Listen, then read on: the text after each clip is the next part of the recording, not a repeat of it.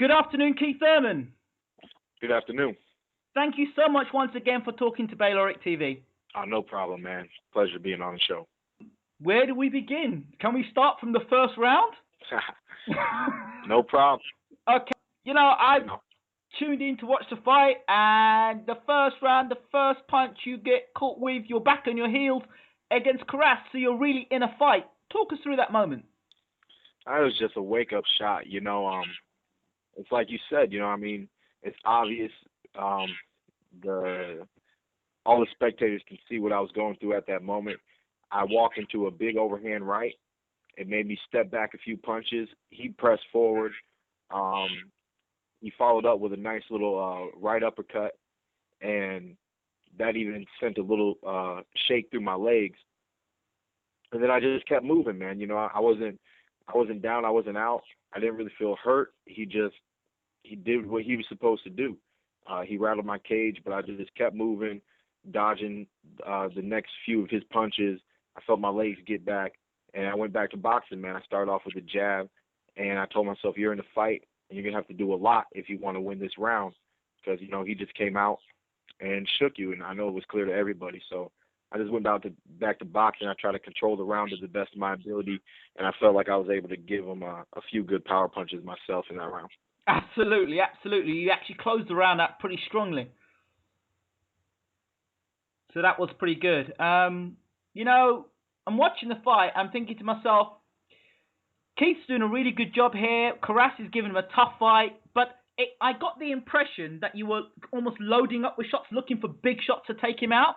Was that something that you felt you were forced to do, or was that something that was part of the game plan? Well, you got to sit down eventually and, really dig if you want to hurt people, And I knew Karas was going to keep marching forward, and I just wanted to chop him down, I box. I do what I got to do to win every round, but, my nickname's One Time, and I live by my philosophy. I'm going to try to hurt you with one of these shots. One of these shots is going to get you, and, tough guys, they think, maybe because they can take a few, they think it's overrated, but it's not, everyone isn't the one, but there's going to be one in a matter of 12 rounds, you're going to experience one, and I guarantee you're not going to like it. And that's all I do, man. I go in there with the intentions to hurt people, and I do my best, to protect myself and to just get the guy out of there, man, 9 rounds. I would like it to be within, 5, 4, and 3, but it's all good. We just we train hard, we come in shape, and we do our job. You did what you needed to do, champ, and you did it impressively. Round 4, I believe, or round 4 or 5, you caught Karas with I think it was a left uppercut. Beautiful shot. Yeah, a lot of people keep their hands up, and they're looking for that left hook, and I saw the alleyway for the left uppercut, and I just dig up until that point. I believe that punch at that moment, obviously was the hardest punch that I was able to throw and land, and he went down. He was affected by it. This is something that I kind of thought about when you were going through that fight with Karas, because up to that point with the Karas fight, it was like, Keith Thurman, yeah, he can, which is a stereotype. Keith Thurman, yeah, he's a big puncher. They don't talk a lot about your boxing ability. And if you were just a mindless puncher, that fight against Karas could have been a banana skin, because when you got tagged in the first round, had you not had your wits with all, you could have got stopped in the fight. Yeah, it was it's a bad situation to be in, because when you get shook, depending on what kind of ref is in there, they might stop it quick, or if there's another shot that knocks you down and it doesn't look good, even if you can stand up, they still might stop it. So, I was happy that I was able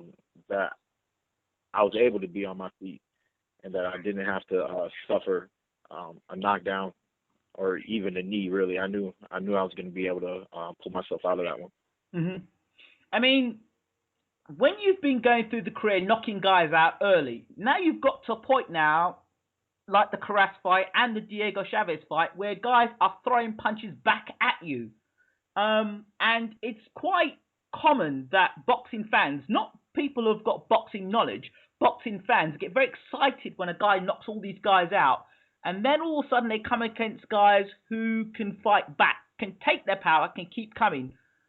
What's the adjustments that you need to make or fighters need to be able to make to ensure that they don't come unstuck in situations like this when you actually meet a guy that punches you back? I mean, at the end of the day, you need to be able to beat the man, for the whole duration of the fight, regardless of a knockout. But when you have power and you can set it up, that you're gonna hit the mark eventually. You know, you give it your all, but you just gotta be smart, man. You gotta know the condition, your conditioning. You always gotta come well prepared. I mean, you can't be running out on E. That happens to a lot of fighters, especially people throwing big punches. And that's all I can say, man. You just gotta bring it, man. So now, the fight itself, what was going through your mind when Carras kept coming to you, kept coming to you, kept coming to you, taking your shots and coming forward? What was going through your mind? Well, eventually, when it kept happening, when we hit a certain round, I knew that I was actually frustrating him, which is something that I told myself I would like to do this fight. I like to frustrate my opponent. And, that was really his only option. He didn't have much of an option, I mean, I was winning the rounds. I knocked him down, and I decided to keep moving. So he really didn't have an option. And I believe, he was frustrated. And I mean, there's nothing to do. He kept pressing. And then even in the ninth round, I happened to catch him, and there was nothing he could do.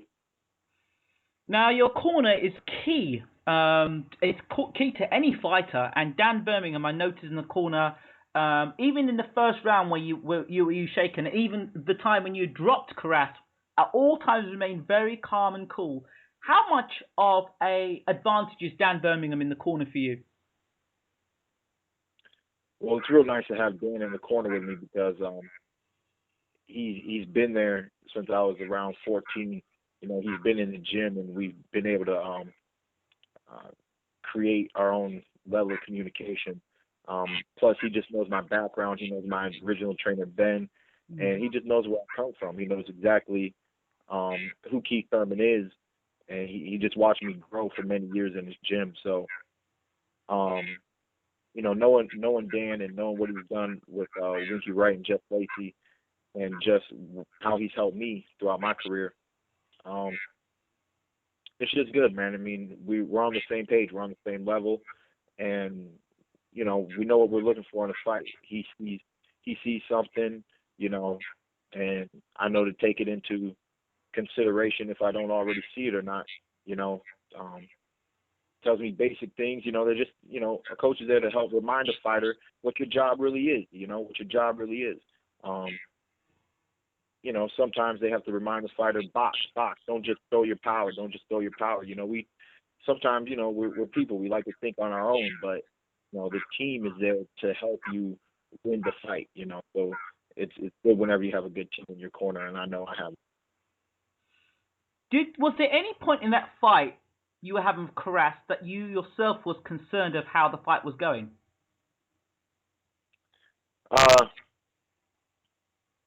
No, but I felt like, I could do a little bit more damage.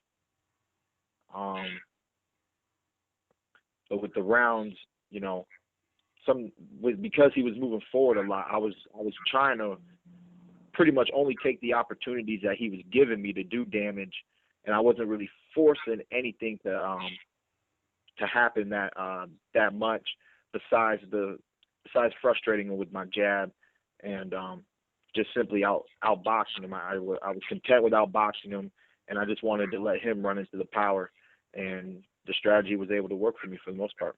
Okay, I know I spoke to you about this before in our last interview, and the one-time philosophy, And it's very exciting. Like I did in a post-fight thing on YouTube. And one of the things that I'm always concerned about is the fact that despite you being a very exciting fighter, there's always a possibility that you could get drawn into a slugfest or drawn into taking punches that you don't necessarily need to be taken because, as you said in interviews previously, you want to know if this guy can actually knock you out or not.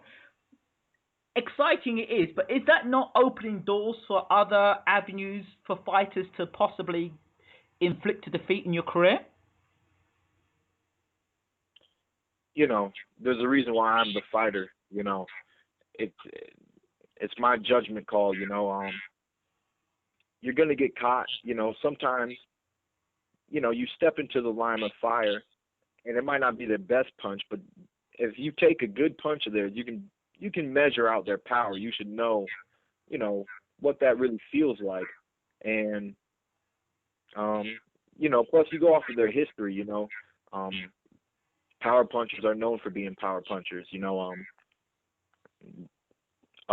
Several people that I've encountered who have over 50% KO ratios, a lot of times they can hit pretty hard. I mean, we're wearing 8-ounce gloves, and if they sit down and if you're wide open, you're going to take a good shot. So, but I like to know. I like to know what it feels like because I'm gonna be in there for a while anyways, and so sometimes I like to put myself in danger early on. So I know what it's going to be about because this man's either going to beat me or I'm going to beat him, and it's only a matter of time. Absolutely, it's a refreshing, exciting way of seeing things. It certainly does get the fans interested in Keith Thurman, and obviously the ratings go up because Keith Thurman's on the bill. Going forward now, how do you assess the fight of Carras looking back? I mean, you've had a week to think about it now, or a bit. Looking back now, what are your thoughts looking back at that fight? I could probably, I could. The thing is, it was a good performance. It was definitely a good performance, and I continued to show my skills and my ability, and that my power is legit because a lot of people do respect Carras for being able to take a tremendous amount of punches.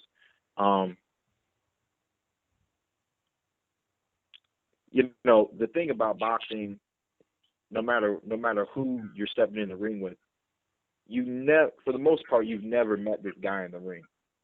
There's been a few times where elite amateurs have become elite pros and they had to rematch each other and things of that nature. But outside of little things like that and being sparring partners or whatnot, for the most part, you've never met this man in the ring. You don't know exactly who you're really dealing with.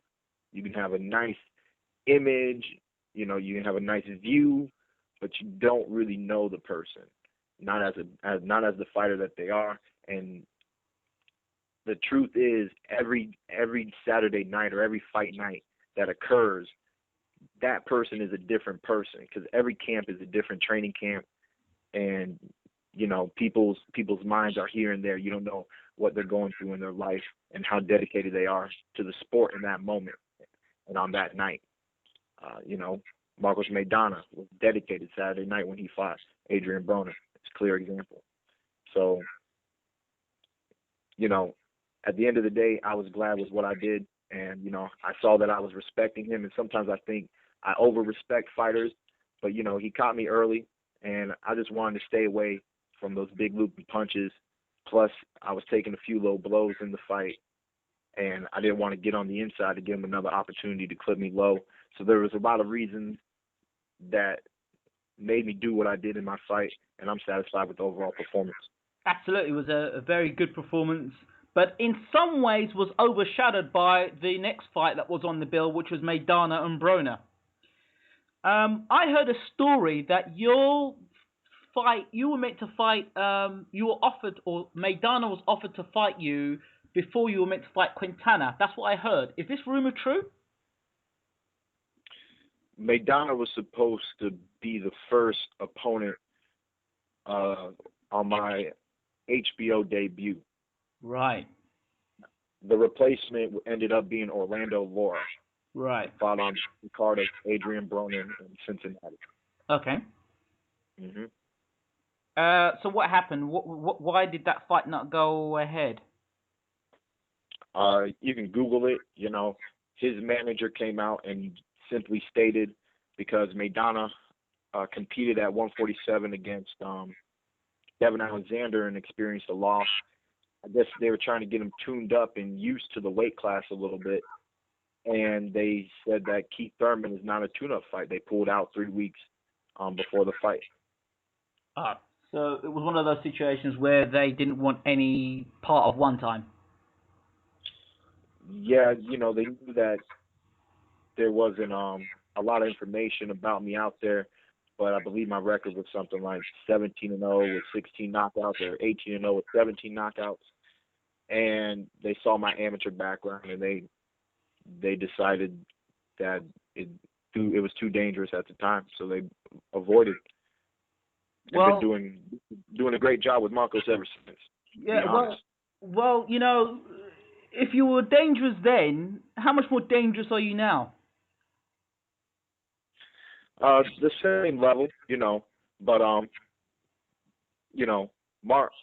Marcos has been readapting with his new trainer. I think he's added a few new wits to him, getting a little bit more comfortable in the ring, and it would have been a great fight back then, and it would be a great fight right now.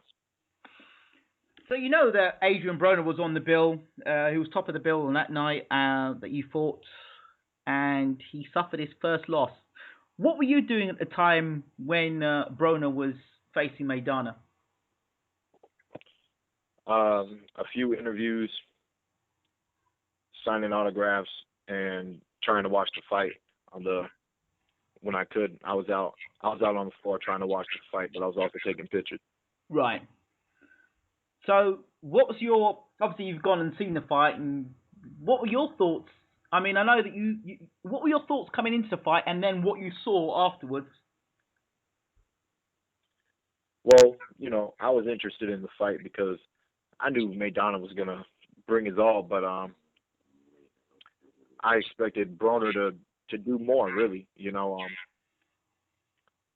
kind of did open up slow against Paulie, and it seems like he was going to try to use that same strategy, but Maidana was able to land some big punches early, and I think, Maidana just kind of shook him a little bit, had him out of his zone, and just rode the whole fight off of momentum. That's the way that I see it, because I was only getting little bits while I was really watching it live, but I didn't really see the fight being turned around unless Adrian was ready to dig and do something dramatic. You have to do something dramatic and really change the fight around, change the pace of the fight around, just change it around, So he kept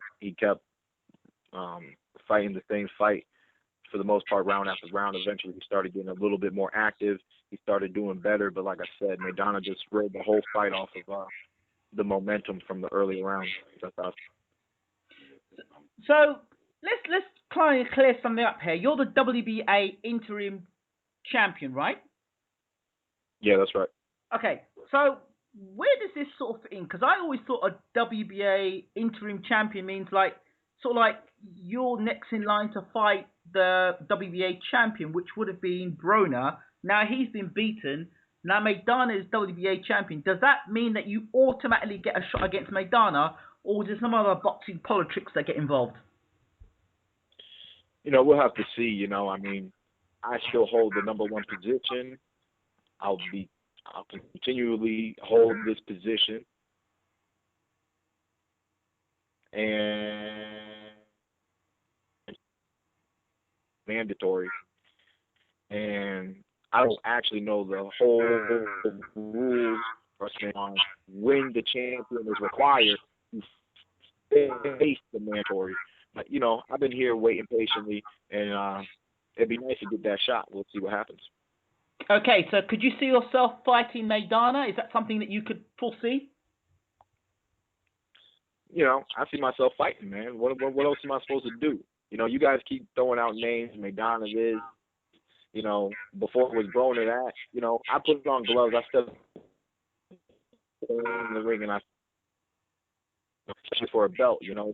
It's not about it's not about the man, but it's about the destination. They're a spot above me, and I'm gonna get that next level. So whoever's above me, or whoever you guys think is above me, any one of those people can get it next.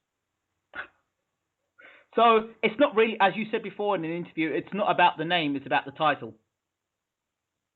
Yeah, man, it's about the belt.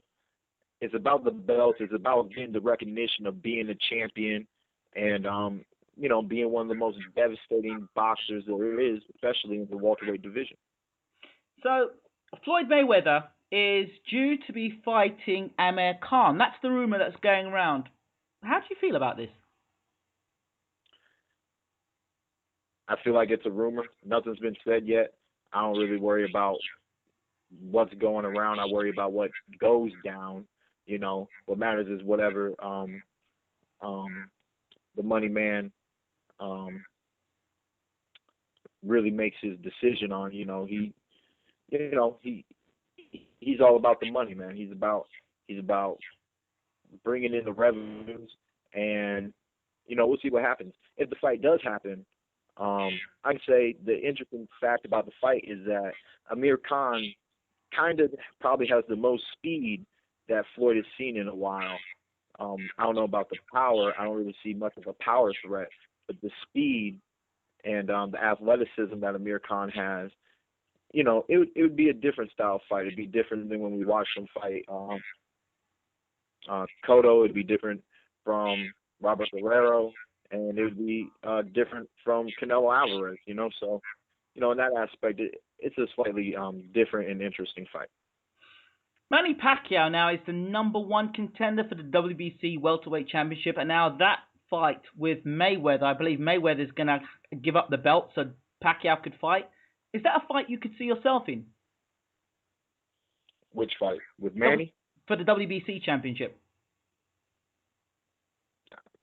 Whichever belt I can get my hands on, man. Like I just said, let's go. Let's go, man. I'm here. I'm young. I'm undefeated. I'm knocking out everybody. Put whoever you want in the ring. 8-ounce gloves, I mean, I'm going to test their chin. I'm going to test their liver. I'm going to test everything about them, and they can test me. But, I love to be tested. That's what I live for. That's what I'm here for, to grow as a fighter and to grow as a man, to grow just every single way that I can. So, anybody and everybody, man. I'm ready for the world. I've been ready for the world. I've been getting ready for the world ever since I was 7 years old. This is exactly where I want to be. So, we just have to see next year. I think it's going to be a great, terrific year. Like I stated at the end of my fight, that I'm going to be giving the fans the best fight at 147. You can guarantee it. That, Keith one-time Thurman is going to be where the action is next year. Wow. So, 2014, is there anything, I know you want to be world champion, but is there any particular direction or anyone, I know you don't want to mention names because you look at the titles, is there anyone anywhere in particular or any direction you want to be for 2014? Direction of a champion, any belt, but if I have to pick one of the organizations first or whatnot, play the alphabet game or whatever, I go with the WBA, man. I'm sitting at the #1 position. I deserve my shot. The current title holder is Marcos Maidana. So if I can have my pick, it would be right there. So why are you not just automatically put in as, because you hold the interim title? Why can't they just say, 90 days you've got to face Keith Thurman? Why can't they just do that? Well, I think they're going to let him breathe for a little while and, enjoy the fact that he just became champion. Mm-hmm. Who's to say that that's not the first thing that they're going to do in January? As a fighter, I don't even know everything that goes on behind the scenes. So, I can just hold my position and hope for the best, hope that the organization does, implement the mandatory. It's been a while since anybody who's holding that belt has faced the mandatory. So, we'll see what happens. They might give him a timeline, and we'll see what he decides to do. In terms of the welterweight division, and this is really for the UK listeners, because you've got a lot of UK fans, Keith, and they always ask me about Kell Brook. Did you see his last fight against Shevchenko? No. You didn't I did not see this. Okay, but for those listening in, your thoughts on Kell Brook? A decently solid fighter. He seems pretty solid. He's solidly framed for 147. He's definitely not a small guy, and not at least not a really small guy like a lot of these 140s moving up. And he's undefeated, but I think he's yet to be what we call truly tested. Some people say the same about me, though. So that's just the world of boxing, and one fight at a time. We got to see where he goes and what happens. Okay. I believe that Sean Porter would have to defend against Brook. That seems to be what they're saying at the moment. He's the mandatory for the. Yes. For Sean Porter. Yeah, I think it's the IBF. I think, if I'm right in saying, because because Brook was meant to fight Alexander. That fight got cancelled so many times, and now I believe Porter and Brook is meant to be the next fight up. That'd be a great fight. With the welterweight division, there's a lot of good fights out there. I don't know who I see winning that fight. Like I said, I don't feel like I've seen Kell Brook in with enough competition, and I think it'd be a good test. I mean. There's like I said, the welterweight division is flooded, man. You can just put almost any two fighters together in the top 10, and you got a great fight. Finally, there's negotiations now with a gentleman you've been linked with, the Ghost Guerrero, Robert. They're saying he's going to try and fight Danny Garcia. That fight's in negotiations. Your thoughts about that? That'd be an interesting fight, I think Guerrero could probably make the weight. He hasn't looked really big at 147. And, I mean, for him in his career, it's an opportunity to get your hands on another title. That's what we all want. We want the recognition of champion. That's what everyone is really sitting out here fighting for. Okay. But Danny Garcia will probably give him a tough fight, right? Definitely. Danny's been doing great. Danny's young. He is a champion. He wants to continue being champion, and he's dedicated to the sport. I mean, they've been challenging him and testing him with a lot of great fighters, and Guerrero would be another one to be a southpaw, which we saw against Zab a little bit. But it'd be a great fight. I'll be pulling for Danny in that one. Absolutely, absolutely. There have also been rumors that Danny's going to be moving up to welterweight. How would you see Danny Garcia in the welterweight division? I mean, it all depends. It all depends on who you get in the ring with. I mean, when we get in depth about the welterweight division right now, the welterweight division is the division everybody from 140 is moving into. So it's, when you flood a division with guys moving up, is it really the same division, or is it like 140 B class?